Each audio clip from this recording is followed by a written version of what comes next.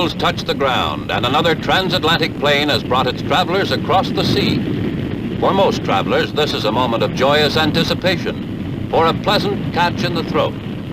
But there is another kind of traveler here, too.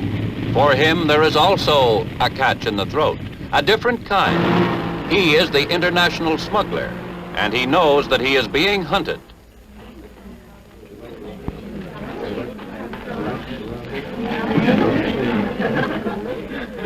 Every traveler, before stepping freely into the stream of American life, must submit to inspection by the United States Customs Service, which guards the borders of the nation. For unfortunately, the international smuggler carries no identification card, wears no uniform. He might be anyone. So it is that men like Inspector Jim O'Brien must silently ask the eternal question, honest or dishonest? And the smuggler waits, fearful of his own self-betrayal. Take the case of Bertha Matthews. She seemed to want to show how much she knew about Inspector O'Brien's job.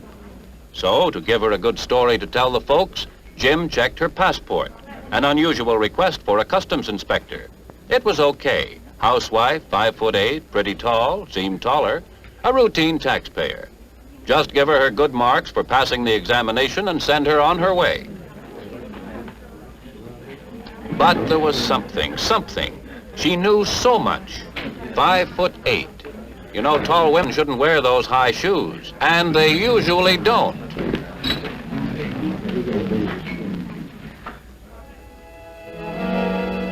She was bland first, then indignant. In the end, the shoe came off. To Jim and the deputy collector, it was the same old story. A friend gave her the shoes, and incidentally, a full course in getting past the customs inspector. She also got her plane fare, maybe a few dollars, too. In her greed, she never asked what might be in the shoes, but she crossed the Atlantic cooling her toes on $500,000 worth of hot ice. A man's training as a human lie detector caught Bertha Matthews, and that's what the customs school in New York City aimed to make Jim O'Brien when it taught him that his job literally had 10,000 duties, 10,000 different taxes collectible under the tariff laws. Under Inspector Walter Dominski, weights and measures expert, he developed an eye for shapes and sizes. And from Inspector Joseph A. Kennedy, whose 30 years of service include much secret, undercover work, Jim learned how the smuggler seeks to defraud the government of its lawful revenues. I'm going to show you men a vest, one of the oldest means of smuggling, known as the smuggler's vest.